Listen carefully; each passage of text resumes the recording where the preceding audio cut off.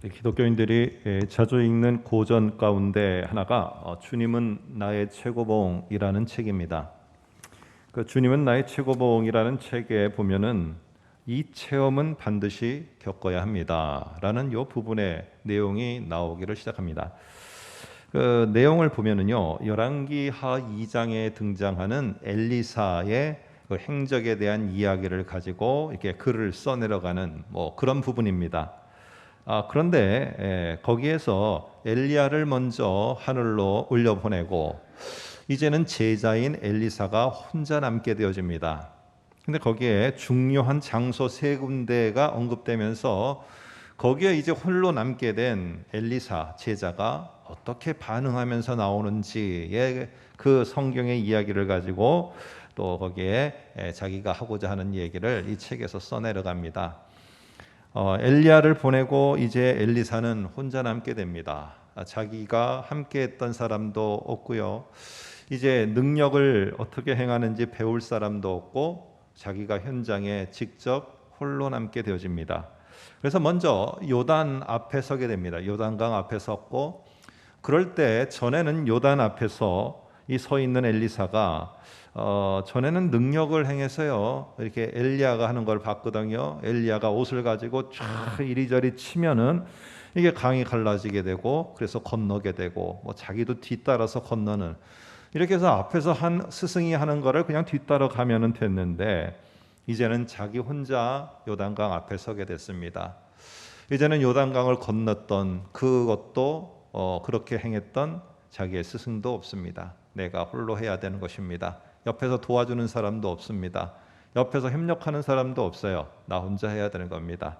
그런데 놀라운 일이 벌어집니다. 거기에 보면은 엘리사가 엘리야로부터 받은 옷을 가지고 엘리야가 했던 것처럼 똑같이 그 요단강을 치니까 요단강이 갈라져서 이 엘리사도 동일하게 건너가게 되는 놀라운 은혜의 역사가 있게 되어집니다.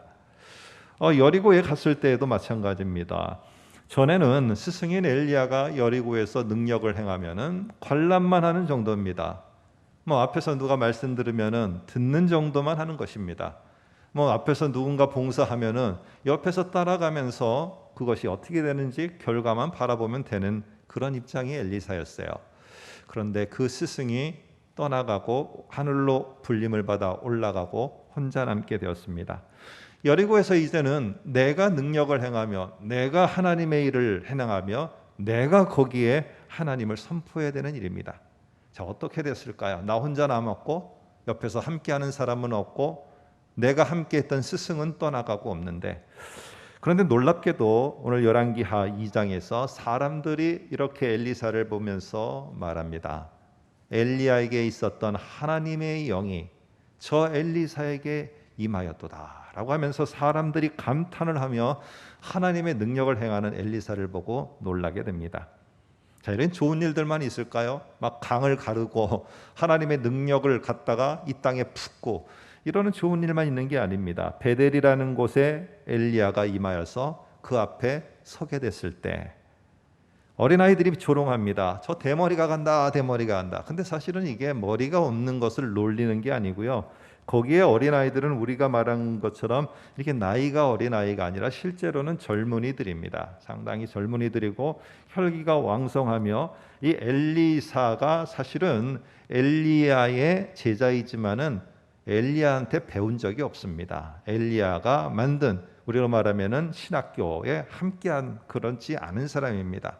그러니까 당연히, 그런데 모든 능력과 모든 것들이 다 엘리사에게 부어지니까 이 조롱할 수밖에 없죠. 조롱하는데 뭐라고 조롱하느냐 하면 대머리라 대머리라 하는데, 이것은 머리가 없다는 그런 의미가 아니라 실제로는 이 하나님의 심판이 임하게 되면은요, 그 심판이 임한 것 가운데 나타나는 징조가 문둥병, 피부병입니다. 그런데 머리에 피부병이 나게 되면은 이 머리들이 다 빠지게 되고 산볼품 먹게 되어집니다. 이런 모습을 보면서 엘리사를 향해서 네가 하는 모든 행동, 네가 하는 모든 것들은 다 하나님의 심판과 저주 가운데 있는 거지, 그런 상태에 있으면서 무슨 하나님의 일을 한다고 하느냐 하면서 끊임없는 조롱과 비난을 받게 되고, 그 쏟아지는 조롱과 비난을 이제는 떠나가 버린 엘리야가 막아줄 수가 없어요. 자기가 그 조롱을 다 감내하면서 하나님의 능력을 요단에서 여리고에서 행하며 나가야 됩니다. 수많은 비난이 있어 이제 나 혼자 남은 겁니다. 그런데 어떻게 이 엘리사가 이 하나님의 능력을 행하면서 이 어려움을 헤치고 나갈 수 있었을까? 주님은 나의 최고봉이라는 이 책에서는 이렇게 말합니다. 엘리사에게 이런 능력이 임하여 할 수 있었던 것은 바로 이 엘리사가 다른 걸 본 게 아니라 하나님을 나의 최고, 요 하나를 인정했다는 거예요. 하나님이 나의 최고이십니다. 이 하나만 인정한 엘리사를 통해서 하나님은 홀로 남은 엘리사를 통해서 역사하셨다. 한 번은 우리가 꼭 읽어보고, 아니 한 번이 아니라 서재에 꽂아놓고 잊어버릴 만하면 한 번쯤 보아야 되는 우리들의 고전책입니다. 오늘 다윗의 이 시편을 보면은 제목이 이렇게 나옵니다. 다윗의 시 유다 광야에 있을 때라고 이렇게 말합니다. 표제가 이렇게 돼 있죠. 이 다윗이 아마도 지금 누군가에게 쫓겨서 이 광야로다가 숨어 들어간 이 도망자의 모습에서 지금 시를 썼다라고 사람들이 봅니다. 그런데 이게 누구에게 쫓겨다녔느냐? 사울일 수도 있고요. 그리고 그의 아들 압살롬일 수도 있습니다. 그런데 지금 대략적으로는 압살롬, 자기 아들이 반역을 일으켜서 쫓겨 유다 광야로 도망친 상태에서 오늘 64장을 썼다라고 합니다. 여러분 생각해 보세요. 그러면 아들이 반역을 일으켜 갖고요. 지금 다윗은 왕의 권위도 사라졌습니다. 왕의 능력도 사라지고 옆에 다윗과 함께 했던 사람도 없어요. 이 모든 것이 이제 사라지고 떠나가고 나 홀로 허허벌판 광야의 도망자로 지금 서 있는 모습. 이게 지금 다윗의 심정입니다. 오늘 그런데 그런 자기의 상황을 갖다가 1절에 보면은 이런 표현들로다가 자기가 꼭 지금 이런 상태라는 걸 말하고 있어요. 세 번째 줄에 보면은 물이 없어 마르고 황폐한 땅. 이게 광야지 않습니까? 광야의 이 모습이 곧 지금 내 모습이다. 지금 이렇게 표현을 하고 있는 것입니다. 모두가 다 내 곁을 떠나갑니다. 모두가 다 내 곁에 없어집니다. 모든 할 일들이 내게서 사라져 버렸어요. 그리고는 매일매일 같이가 내가 여가를 즐기고 레저를 즐기는 그러한 정원에서 생활을 하는 게 아니라 왜 내가 내 아들에게 이렇게 보낸 자객에 의해서 도망다니고 하루하루 시간을 하루를 천년처럼 살면서 이렇게 고통 속에 살아가야 되는가? 참 힘든 시간입니다. 너무 어렵고 너무 쪼여오는 그 모든 상황 속에서 괴로워하면서 오늘 시편 63편을 쓰고 있다는 사실입니다. 우리가 지금 코로나를 맞이했는데요. 예전에 같았으면 몇 개월 지나면 자연히 없어졌던 그런 다 전염병들입니다. 우리가 중세 시대에 그런 시대에 살아서 패스트라든지 이런 어려운 전염병을 겪은 게 아니기 때문에 시간이 지나면은 다 없어졌어요. 근데 이번에도 그럴 줄 알았어요. 작년에 우리 추석에 마스크 벗으시다라는 소리를 들었는데 올해 또 추되니까 올 추석에 마스크 벗읍시다. 근데 못 벗을 것 같아요. 내년 추석에는 벗을 수 있을까? 사람들이 다 의구심을 갖습니다. 그러다 보니까 우리가 모르게 하나 둘씩 내 곁에 떠나가고요. 정말 이렇게 주일날 이렇게 대면 예배 이런 상황에서도 마스크 끼고 온다는 거는요. 우리가 정말 생각할 때 이 주일날 아니면은 만날 사람들이 우리 가족 아니면은 없어. 이제 만날 데도 없고 앞으로 가면은 더 그럴 것 같아요. 나 홀로 남을 것 같아요. 점점 우리가 아는 것처럼 메타버스라는 가상 세계는 우리들 속에 계속 쪼여오면서 지난번에는 10년이라고 했다가 이번에는 뉴스를 보니까 5년으로 줄어들었어요. 5년 내에는 모든 학교와 모든 기관과 모든 것들이 다 가상 세계에서 이루어질 가능성이 많다는 거예요. 사무실은 말할 것도 없고요.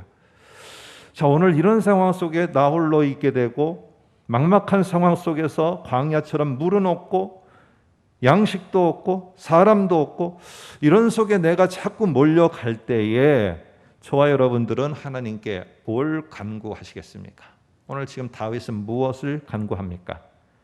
광야에 서 있는 저와 여러분이라면은 지금 다윗이라면은요 당연히 구해야 될 게 물이 없으니까 하나님 물 좀 주세요. 저 목말라 죽겠어요. 하나님 정말 이게 무슨 생활입니까? 저에게 좀 의미 있는 좀 일을 할 수 있도록 이 시대에 코로나 때문에 나가지도 못하고 오지도 못하고 만나지도 못하고 맨날 동선이 어디 아니면 어디 뭐 계속 몇 개월, 1년 넘게 2년 넘게 이렇게밖에 못하는데 제발 제가 뭘 할 수 있는 것 좀 주세요. 이렇게 구하는 거 당연한 거 아니겠습니까? 양식이 없어서 힘든데 양식을 좀 나에게 좀 후하게 좀 주십시오. 여러분, 이렇게 하나님께 구한다고 어느 누구가 신앙 없는 자라고 평가할 사람이 어디 있습니까? 이거는 당연한 반응이고 당연한 간구예요.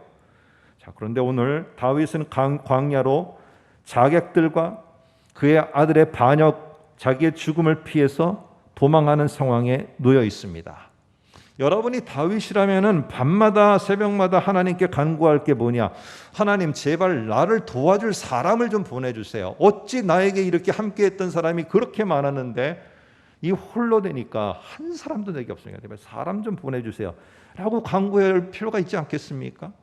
나에게 이런 피난처를 주세요. 하나님, 내가 질병으로 고통 속에 있는데 내 가족이 힘들어하는데 제발 그 질병에서 자유함을 얻도록 하나님 손을 얹어 좀 안수로 축복 좀 해주세요. 우리가 간구하는 거, 여러분 이거 당연한 거 아니겠어요? 이게 뭐 불신앙이고 이게 안 좋고 그런 것이 아니라는 것입니다. 당연히 우리는 그렇게 하고 다윗도 그렇게 해야 돼요. 근데 다윗은 양식이 필요 없고 물이 필요 없고 사람이 필요 없고 피난처가 필요 없겠습니까? 필요해요.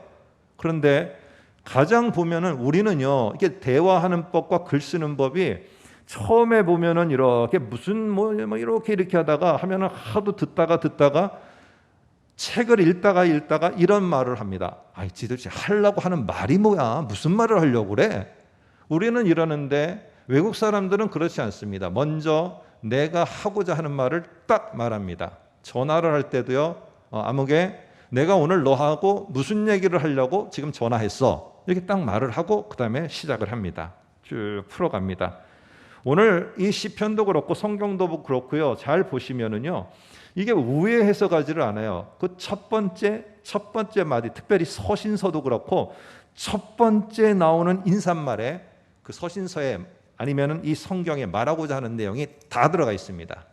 자, 그러면 이런 위급한 상황 속에서 다윗이 첫 번째로 외치는 말, 이게 상당히 중요하지 않겠어요? 뭐가 간절히 필요한 건가? 이 광야와 같은 이런 정말 피말리는 이 시간에 이 다윗에게 뭐가 가장 필요한 걸까?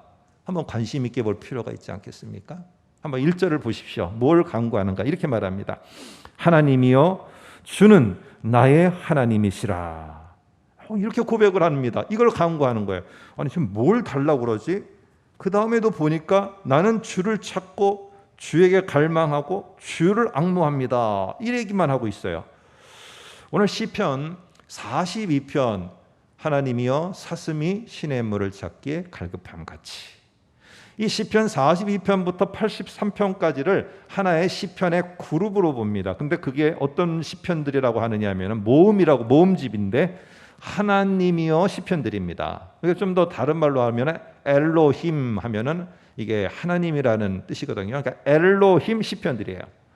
그래서 여기 보면은 특성이 뭐냐 하면은요, 다 그런 건 아닙니다만 대부분의 이 시편들이 앞에 하나님이여 하나님이여로 시작합니다. 오늘 63편도 보면은 하나님이여, 64편도 보면은 하나님이여, 61편도 보면은 하나님이여, 65편도 보면 하나님이여, 다 하나님이여 이렇게 시작합니다. 그런데 이 내용을 하나님이여라고 하는 이 여호와 하나님이여 시편들을 보면은요, 내용이 이런 내용입니다. 하나님, 나 정말 양식 필요하거든요. 나 직장 필요해요. 하나님, 나 먹을 물도 필요해요. 그런데 지금 왜 나에게 먹을 물, 왜 재정적인 거, 왜 건강, 이게 계속 없는 거죠? 하면서 그 다음 말입니다. 하나님, 그런데 하나님이여, 당신이 너무너무 최고이신 것 같아요. 당신이 그런데 최고인 하나님, 당신이 내 곁에 있으니까 난 그거면 된 것 같아요. 물이 없어서 힘들어요. 저 먹을 게 없어서 힘들고 저 이게 너무 힘들어요. 그런데 하나님, 당신 내 옆에 있잖아요. 최고인 하나님, 당신이 내 곁에 있으니까 전 그러면 됐어요. 전 그거면 된 거예요. 하나님, 이런 내용이 오늘 여기 나오는 겁니다. 다윗이 얼마나 뼈가 타들어가겠어요. 그런데 그 곁에 이 타들어가는 녹아가는 것 속에 함께할 사람이 없어요. 그러니까 뭐예요? 피난처가 없어요. 광야 허허벌판에서 동굴로 숨어봤자 동굴을 다 봐야봐 손가락 안에 꼽는 게 동굴의 숫자예요. 어디 숨었는지 다 알아요. 갈 데가 없어요. 그러니까 오죽하면 그러겠어요. 하나님, 피난처가 필요한데 이 광야에서 어느 동굴에 숨겠어요? 뻔한 게 다 동굴 몇 개인데 하나님, 그러니까 하나님, 당신 내 곁에 있죠. 당신이 최고신 것 저는 너무 좋아요. 그러니까 당신이 나의 피난처예요. 이렇게 말하는 겁니다. 여러분, 오늘 하나님만이 계시면 된다 이겁니다. 그래서 여기 다시 한번 보시면 하나님이여 주는 나의 하나님이시라. 우리 성경에는 이렇게 번역되어 있는데 오늘 여기에 주는 주를 이렇게 되어 있는 것은 다 당신은 당신을이라는 말이 원래의 원어의 의미입니다. 그걸 번역할 때 주를이라고 했어요. 그래서 우리가 한번 다시 이렇게 보면은요 이렇게 됩니다. 하나님이여 주는 나의 하나님이시라. 하나님이 앞에도 있고 뒤에도 있어요. 이렇게 번역을 하니까 좀 우리가 이렇게 시적인 것으로 딱 오지를 않아요. 그런데 보면 이겁니다. 하나님이여 하고 당신은 나에게 있어서 최고의 신이십니다. 이런 말이에요. 뒤에 나오는 거는요 하나님 엘로힘이 아니라 엘이라는 말, 최고의 신입니다. 이걸 말하면은 오늘 앞에 책의 제목처럼 하면은 하나님이여 당신은 나의 최고봉입니다. 저는 그거면 됐습니다. 최고봉이 뭡니까? 여러 봉우리들이 많은데 이 최고봉하고 비교할 때 어떤 비교할 게 없다는 거예요. 비교가 안 되는 것입니다. 어떤 것이 있다 할지라도 최고봉인 그 하나님과 어떻게 비교할 수 있겠어요? 비교가 안 된다는 겁니다. 당신 최고봉인데 당신이 내 곁에 있으면 됐지 다른 거 없어? 괜찮습니다. 저 그러니까 당신이 최고봉이고 당신이 최고이니까 당신이 내 곁에 있으면 그게 피난처죠. 당신이 내 곁에 있으면 그게 바로 나에게 있어서 양식이죠. 괜찮습니다. 하나님. 바로 이런 내용이 하나님이여 시편의 독특한 특성입니다. 여러분 다윗은 그래서 어떤 피난처, 어떤 조력자 그게 없어도 상관없어요. 그러면서 오늘 1절에 한번 보시기 바랍니다. 이렇게 말합니다. 내가 여기 주를 당신으로 바꾸겠습니다. 내가 당신을 찾고 당신을 갈망하고 당신을 앙모하나이다. 여기 동사 3개가 나오거든요. 찾다, 갈망하다, 앙모하다. 근데 이 3가지의 동사는 어디에다가 쓰는 말이냐 하면은요. 광야에서 있다면은 물이 없을 때 물을 찾아 갈망하는 거야. 사슴이 시냇물을 찾아 헤매고 돌아다니는 거죠. 이 찾고 갈망하다 앙모하다는 거는 내게 필요한 물, 내게 필요한 재정, 내게 필요한 사람, 내게 필요한 양식 이거를 구하려고 할 때 몸부림치는 행동의 단어들이에요. 근데 이 3가지 단어가 지금 다윗은 어디에다 쓰고 있어요? 당신을 찾고 당신을 갈망하고 당신을 앙모하나이다. 그러면 다윗이 지금 먹을 게 다 많아졌고 물이 많고 협력자 군대들이 쫙 뒤에 포진돼 있으니까 이런 말 하는 거예요? 하나도 없어요. 그런데 다윗은 이상하게 참 뭐라고 말하느냐? 당신이 있으면 됩니다. 여러분 이렇게 하면서 모든 것들을 하나님께로 향하고 있어요. 여러분 사람들이요 뭐가 없을 때 뭘 하나님 꼭 채워주세요 이렇게 간구하고 하나님께 바라는 거 이게 정상적인 반응이에요. 이게 나쁘다는 것이 아니고요. 그런데 도대체 하나님 왜 하나님이면 됩니다 라고 이 다윗은 좀 더 일반 우리들하고 다른 특별한 모습을 보인 게 왜 그러느냐는 거예요. 왜? 이 상황에서 왜 물과 양식과 군대를 보내달라고 하지 않고 당신이면 됩니다라는 이걸 했냐는 거죠. 그럼 우리는 그렇게 할 수 없냐는 겁니다. 오늘 성경의 한 인물을 들려고 합니다. 성경의 인물 가운데 여러분이 잘 아시는 것처럼 룻이라는 여자가 있습니다. 룻이라는 여자는 모압의 이방 여자예요. 그래서 이방 여자가 남편이 죽고 시어머니는 자기 고향 이스라엘 땅으로 유다 베들레헴으로 돌아가려고 그래요. 되돌아가려고 하면은 거기에 있었던 다른 사람 우리 저기처럼 며느리처럼 돌아가면 되는 거예요. 자기 고향 땅으로 돌아가는 거 어느 사람이 욕하거나 손가락질할 사람 없어요. 뭐 그 사람은 뭐 시어머니를 배신하고 떠나고, 이거는 우리의 상상 속에서 만들어낸 해석이에요. 그냥 돌아가는 거예요. 원래는 자기 아버지 집으로, 어머니 집으로 돌아가서 재혼하는 게, 그게 일반적으로 해야 될 보편적인 행동이에요. 그런데 룻이 시어머니를 따라서 이방 여인이 돌 맞아 죽으려고 이스라엘 땅으로 들어간다? 이거는 특별하고도 특별한 행동이에요. 오늘 그러기 때문에 룻이 도대체 뭐 때문에 그렇게 특별했는가? 하나님이라는 분을 신뢰한 거예요. 내가 돌 맞아 죽더라도 하나님을 신뢰하는 거예요. 오늘 이삭이라는 사람이 나옵니다. 이삭이라는 사람이 지금 가나안 땅에서 자기 아버지 때처럼 흉년이 들었어요. 흉년이 들면은 나일강 때문에 흉년이 거의 없습니다. 비가 안 와도 나일강의 풍성함 때문에 항상 풍요를 누리고 있는 이집트 땅으로, 룻 같으면 모압 땅으로 가는 게, 룻기에 나오는 사람들이라면은 모압 땅으로 가는 게 정상적이에요. 이게 똑똑한 사람들이 하는 거예요. 그런데 이삭은 제가 전에 설교한 것처럼 바보예요, 바보. 하나님이 가지 말란다고 그 가뭄이 있는 땅에 그냥 머물러 있는 거예요. 그리고는 뭘 하느냐? 쩍쩍쩍쩍 갈라진 땅에다가 남들이 하지 않는 씨를 심어요. 이게 무슨 정신 나간 일도 아니고 저람도 아니고 이걸 하고 있는가? 그런데 하나님께서 어떻게 하셨는가? 그 하나님을 믿고 난 하나님이면 됩니다. 이 땅에 쩍쩍 갈라진 땅에 씨 심으라고 그러면 난 심습니다. 심어요.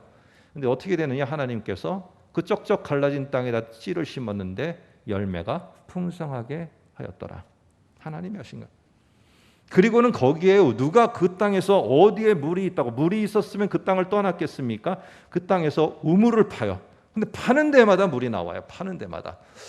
여러분, 오늘 이런 모습 속에서 이삭이 한 행동은요, 이게 우리가 볼 때는 모든 사람이 다 이렇게 해야 된다? 아니에요. 특별한 거예요. 모든 사람이 다윗처럼 이렇게 하나님, 어렵고 힘들고 가진 거 없건데 하나님 당신이면 됩니다, 이렇게 하지 않아요. 그런데 이건 궁금한 거예요. 우리는 그러면 그렇게 다윗처럼 반응할 수 없을까? 다윗은 도대체 뭐 때문에 그렇게 하나님이면 됩니다?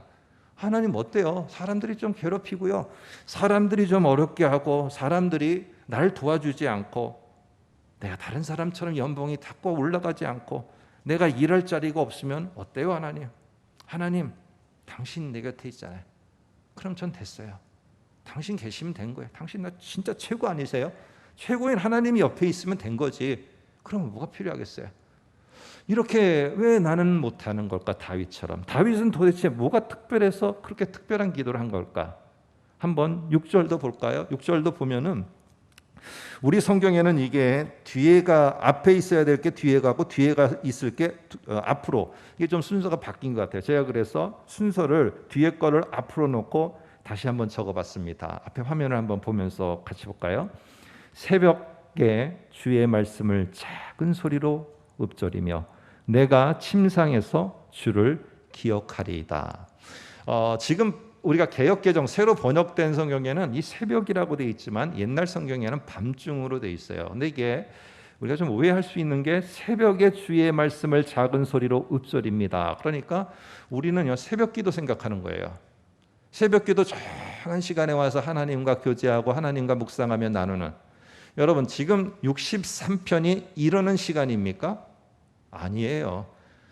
여러분, 누가 나를 죽일지 모르고 머리 댔고 눈만 감으면은 자객이 와서 나를 죽이려고 하는데 이 밤에 잠이 옵니까? 이 밤은 그런 밤이 아니고요, 처절하게 모든 신경이 곤두서고 불안과 두려움과 공포 속에서 한 타임을 갖다가 보내고 있는 시간이에요. 이럴 때 나를 제발 도와줄 군대가 있었으면, 나를 지켜줄 옛날에 호위병이 있었으면, 내가 거할 수 있는 피난처인 성읍이 있으면 내가 마음 놓을 텐데, 이런 마음이 안 들겠습니까? 그런데 오늘 뭐라고 말하느냐? 이러한 피 터지는 아주 정말로 죽을 것과 같은 이 밤중에 내가 다른 것들을 찾을까 봐 주의 말씀을 내 입에 계속 읊조리면서 당신을 뭐예요? 기억하겠나이다. 뭔 말입니까? 당신이 나의 최고인 것을 잊어버리지 않고 제가 끝까지 기억하고 내 마음속에서 당신은 나의 최고입니다, 당신이면 됩니다, 이거를 내가 잊어버리지 않겠습니다. 오늘 6절에도 또 그렇게 말하고 있습니다. 여러분, 어떻게 다윗은 물이 필요하고 양식이 필요하고 조력자가 필요한데 하나님 당신이면 됩니다 라고 이렇게 할 수 있을까요? 오늘 3절에 물론 그 앞에 하나님에 대한 확신, 하나님에 대한 굳건한 믿음이 있었기 때문에 그래요. 그런데 오늘 좀 더 성경적인 표현으로 3절에 보면은 이렇게 돼 있습니다. 한번 보시기 바랍니다. 3절에 참 우리 모두가 잘 알고 은혜가 되고 제 자신에게도 그렇고 우리가 복음송 찬양을 통해서도 부르는 중요한 내용입니다. 한번 3절을 보시면 이렇게 돼 있습니다. 우리 성경에는 빠져 있는데 앞에 접속사 왜냐하면을 넣어서 같이 보겠습니다. 왜냐하면 내가 당신밖에 없습니다. 당신이면 됩니다라고 나는 그렇게 말하는 이유가 뭐냐? 왜냐하면 주의 인자하심이 생명보다 낫기 때문입니다. 이렇게 말합니다. 주의 인자하심이 생명보다 나음으로 내 입술은 주를 찬양하노. 근데 이게 제가 이렇게 많이 불렀는데도 그리고 성경도 봤는데도 주의 인자하심이 생명보다 크다는 게 뭘까? 다윗에게 나에게는 뭘까? 한번 좀 더 보니까 그 뜻은 이런 뜻이었어요. 한번 보시면은요, 당신은 당신의 인자하심은 당신이 하신 약속은 내 생명을 지켜줄 수 있다라고 우리 모두가 일반적으로 여기는 것, 물, 양식, 돈, 건강, 사람, 이 모든 것들과 비교한다 할지라도 당신이 역시 최고이십니다. 이겁니다. 나의 생명을 지켜줄 수 있는 어느 것보다도 비교할 수 없을 정도로 나음으로 최고인 게 당신입니다. 그런데 당신이 최고이고 내가 물이 없고 양식이 없고 사람이 없고 돈이 없고 건강이 없더라도 당신이 최고인데 당신이면 됩니다. 내가 이렇게 고백하는 게 이게 오히려 정상적인 거 아니겠습니까? 저는 당신이면 됩니다. 그래서 63편에 보면은요, 이 말이 나 당신이라는 말이 계속 됩니다. 한번 1절 볼까요? 하나님이여 당신은 나의 하나님이시라. 내가 간절히 당신을 찾으며. 그래서 나하고 당신이 이렇게 딱 끈으로다가 묶여 있습니다. 그러면 보십시오. 이렇게 끈으로 묶여 있는데 당신이면 된 거 아니겠습니까? 그런데요, 하나님 혹시나 내가 왜 기억한다고 자꾸 기억하겠다고 합니까? 내가 혹시나 당신을 탁 놓는다 할지라도 당신은 저를 끝까지 놓지 않을 거죠. 저는 그게 너무 좋아요. 내가 힘이 없어 힘이 빠져 당신을 탁 놓으려고 할 때 당신은 그렇지 않고 내 곁에 계속 계시니까 하나님, 그런 하나님이시면 당신이면 저는 됩니다. 괜찮아요. 이게 다윗이 그렇게 하나님이면 됩니다라고 말할 수 있고 고백할 수 있는 거예요. 자, 그러면은요, 하나님의 반응도 나와야 되죠. 이 하나님이여 시편에 보면은 참 은혜가 됩니다. 그래서 이 다윗은 하나님이여 당신이면 됩니다. 당신이면 저는 됐지. 뭐 제가 좀 연약하고 제가 능력이 부족해도 당신이 있으면 되는 겁니다. 이렇게 하면 하나님도 그래, 나도 다윗아, 나도 네가 옆에 있으면 돼. 네가 옆에 있으면 되지. 뭐 다른 게 뭐가 필요하겠어? 다른 거 필요 없어. 하나님도 이러실 것 같은데 하나님은 그러시지 않는다는 거예요. 하나님이여 시편에 보면은 중요한 표현이 가끔씩 나오는데 그게 뭐냐면은 그러는 하나님이여라고 말하는 그들을 향해서 주께서라고 말을 해요. 주께서. 자, 한번 보면은 여러 군데 나오지 않기 때문에 한번 보겠습니다. 65편에 보면 나오는데 앞에 화면을 봐주시기 바랍니다. 앞에 화면을 보면 이렇게 말합니다. 주께서 택하시고 가까이 오게 하사 주께서 밭 고랑에 물을 넉넉하게 대사. 여기 보세요. 하나님은요 그냥 가만히 있는 게 아니라요. 하나님은 주께서 당신은요 나는 너 그래 네가 나를 보고 그래 나도 그냥 가만히 보고 있겠다 하지 않고 하나님은 너무나 큰 은혜로다가 채워주시는. 오늘 성경에도 보시면은요 다윗은 하나님이여 그냥 하나님 당신 내 곁에 있는 거 그것만으로 전 너무 좋아요 했는데 하나님은 어떻게 하시느냐? 한번 8절을 보세요. 8절을 보면 이렇게 말합니다. 나의 영혼이 주를 가까이 따르니라는 말은 붙잡다라는 거예요. 그래서 이 다윗의 시는요, 이 내가 하나님 당신을 붙잡는 것처럼 당신의 오른손이 나를 붙드십니다. 이게 붙들다는 말을 똑같이 하려고 하는 거 표현하고 있거든요. 나의 영혼이 주를 가까이 따르니 나는요 하나님, 당신이면 되는 겁니다. 당신, 그래서 내가 꼭 붙잡고 당신이면 되니까 그냥 붙잡고 있는 거예요. 근데 주님도 어떻게 하시느냐? 주의 오른손이 내가 주님을 붙잡는 것처럼 나를 꼭 붙들고 계시다. 이렇게 끝나는 게 아니고요. 9절, 10절, 11절 보면은요. 나를 힘들게 했던 모든 상황, 나를 힘들게 했던 대적들, 나를 힘들게 했던 여러 가지 것들을 하나님이 다 정리를 해주세요. 다 정리를. 하나님은 나를 붙들어 주시니 네가 나를 붙든 것처럼 나도 너를 붙들어 줄게 하는 걸로 끝나지 않고요. 하나님은 은혜를 부어주시고 거기에 놀라운 역사를 하시면서 내가 힘들어하는 모든 것들을 하나님은 앞서서 당신이 해결해 버리십니다. 이게 하나님이여라고 하는 다윗의 놀라운 시편의 하나님의 역사하심이에요. 불안하고 두려운 광야에 우리는 수시로 직면합니다. 그럴 때 염려가 찾아오고 걱정이 찾아오고 마음이 타들어가고 막 뼈가 타들어가요. 그럴 때 저와 여러분들 우리는 누구를 찾아 두리번하고 있습니까? 누구를 찾고 있습니까? 혹시 여러 가지로 찾아도 나에게 필요한 것들이 없습니까? 한번 시편 63편을 저와 여러분들이 같이 볼 수 있기를 원합니다. 많은 사람들은요, 그럴 때 나에게 필요한 거, 나에게 이것저것을 간구하면서 그것을 찾으려고 가는 거 당연한 겁니다. 그러나 우리들에게 63편을 접한 저와 여러분에게는 특별함이 있지 않겠습니까? 그건 바로 무엇입니까? 특별한 고백, 하나님이여 당신이면 됩니다. 그런데 이렇게 고백하고 그럼 한번 시범 삼아서 해볼까? 아니고요. 내가 정말로 간절한 마음속에 하나님이여 정말 하나님이면 됩니다. 이게 정말 확신 가운데서 그걸 딱 고백하는 순간에 하나님은 그때부터 당신의 손을 펴서 하나님은 너는 나를 당신이면 됩니다 라고 했지만은 나도 너면 된다. 그런데 네가 어렵고 힘든 거 나는 못 보겠다. 하나님의 손이 움직여 역사하십니다. 엘리사에게 임하고 오늘 다윗에게 임했던 그 하나님의 놀라운 역사, 하나님이여 당신이면 됩니다라고 고백하는 우리에게도 역사하셔서 하나님이 놀라운 은혜로 우리와 함께 하실 줄로 믿습니다. 하나님, 당신은 나의 최고봉입니다. 고백하는 저와 여러분의 한 주의 삶이 되시기를 주님의 이름으로 부탁합니다. 기도하겠습니다. 우리 한번 같이